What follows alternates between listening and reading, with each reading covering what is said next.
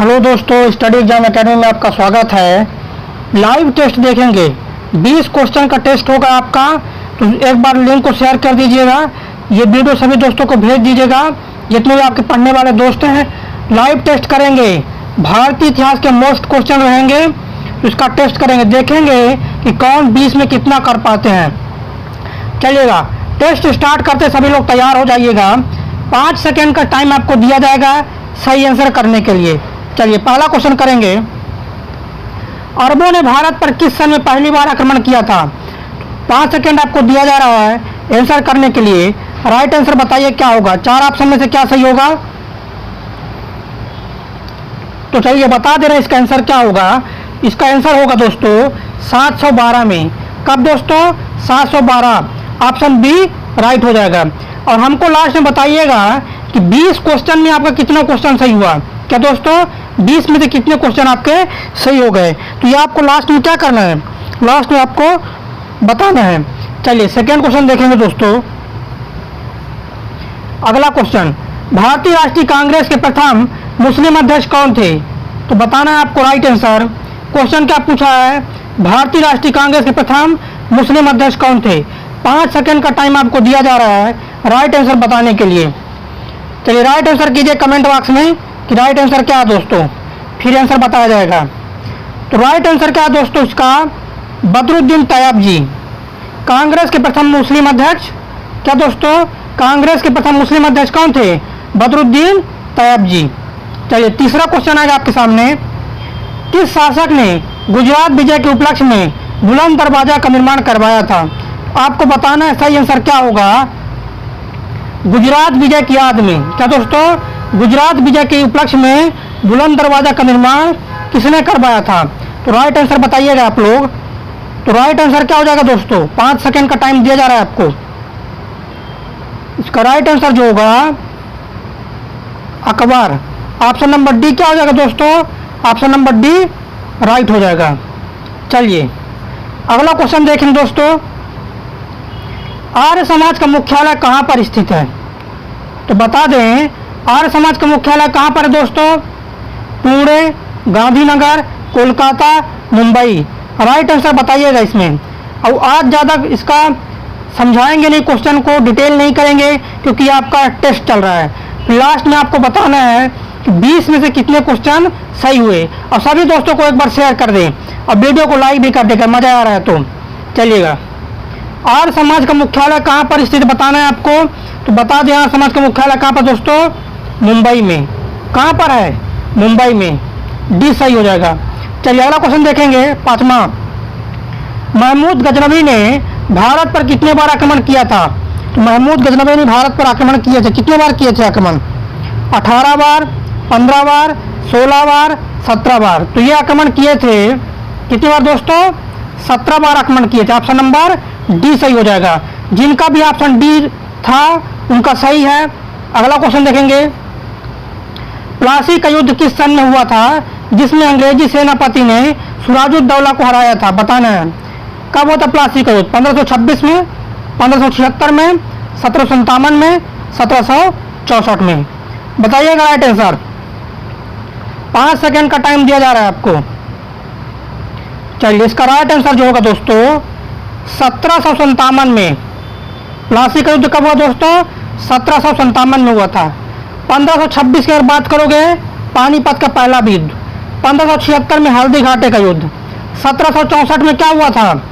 बक्सर का युद्ध। चलिएगा, जिनका सी रहा होगा आंसर उनका राइट है। चलिए अब वीडियो को शेयर करते सभी दोस्तों को। क्वेश्चन नंबर 7वां है। कांग्रेस का 1931 में अधिवेशन कहाँ पर हुआ था जिसमें वल्लभ भाई पटेल अध्यक्ष रहे? क्या दोस्तों? पूछा है 1931 में अधिवेशन कहाँ पर हुआ था जिसमें वल्लभ भाई पटेल क्या थे? अध्यक्ष थे। और 1931 में ही मौलिक अधिकार की मांग उठी थी। 1931 में ही कहा गया था कि अगर भारतीय संविधान बनेगा तो उसमें मौलिक अधिकार रहेगा। तो कहाँ पर अधिवेशन था? आंसर बताइएगा। लाइव टेस्ट आपका चल रहा है। आंसर क्या होगा दोस्तों? अधिवेशन हुआ था कराची में। कहाँ पर अधिवेशन हुआ था? अधिवेशन हुआ था आपका कराची में अधिवेशन हुआ था। ऑप्शन नंबर जो सी है दोस्तों, ऑप्शन सी राइट हो जाएगा। चलिएगा, आनंद मठ के लेखक कौन है? आप बताना, 4 ऑप्शन दिए गए हैं कि आनंद मठ के लेखक कौन है दोस्तों। 5 सेकंड का टाइम दिया जा रहा है आपको, बताना सही आंसर क्या होगा।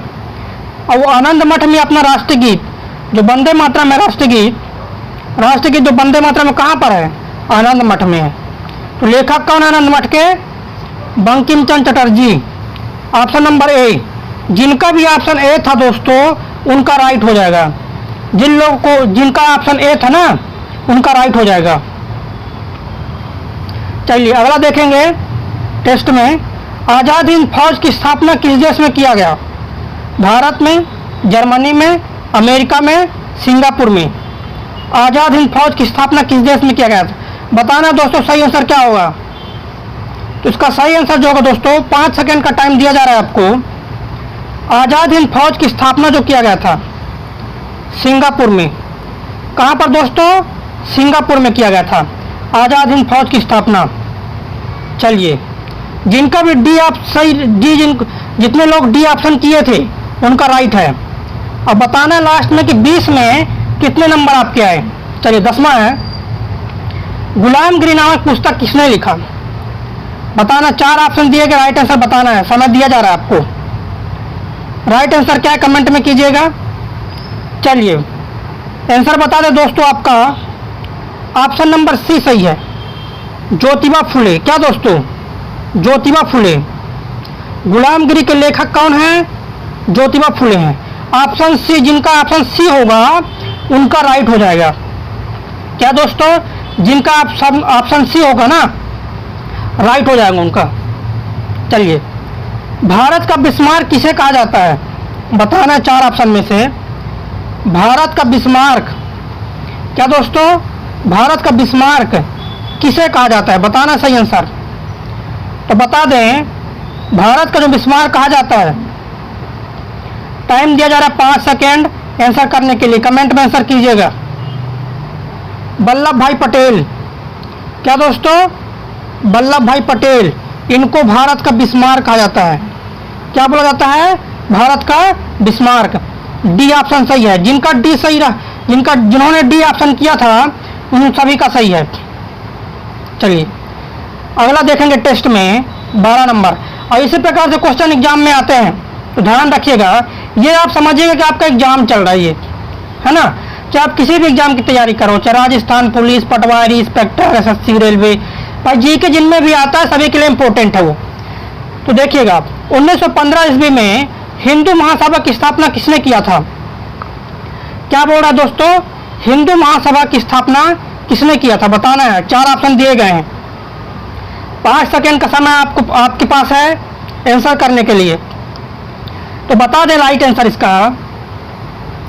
1915 में हिंदू महासभा की स्थापना किसने किया था? मदन मोहन मालवीय। किसने दोस्तों? मदन मोहन मालवीय साहब किए थे हिंदू महासभा की स्थापना। अब इसका नाम क्या है? बीएचयू, बनारस हिंदू विश्वविद्यालय नाम है इसका। क्या है? बनारस हिंदू विश्वविद्यालय, यही विश्वविद्यालय है। चलिए अगला क्वेश्चन देखेंगे। क्वेश्चन नंबर 13, किस गुप्तकालीन शासक को कविराज कहा जाता है? मतलब कविराज किसको बोला जाता है? 4 ऑप्शन है, समय दिया जा रहा है 5 सेकंड का। राइट आंसर कीजिएगा। आज देखते हैं 20 में से कितना आंसर कर पाते हैं आप लोग। अभी तक जितना भी पढ़े हैं उनमें से कितना आंसर कर पाते हैं, 20 में कितना सही आपको लास्ट में बताना है। तो क्वेश्चन था, किस गुप्तकालीन शासक को कविराज कहा जाता है?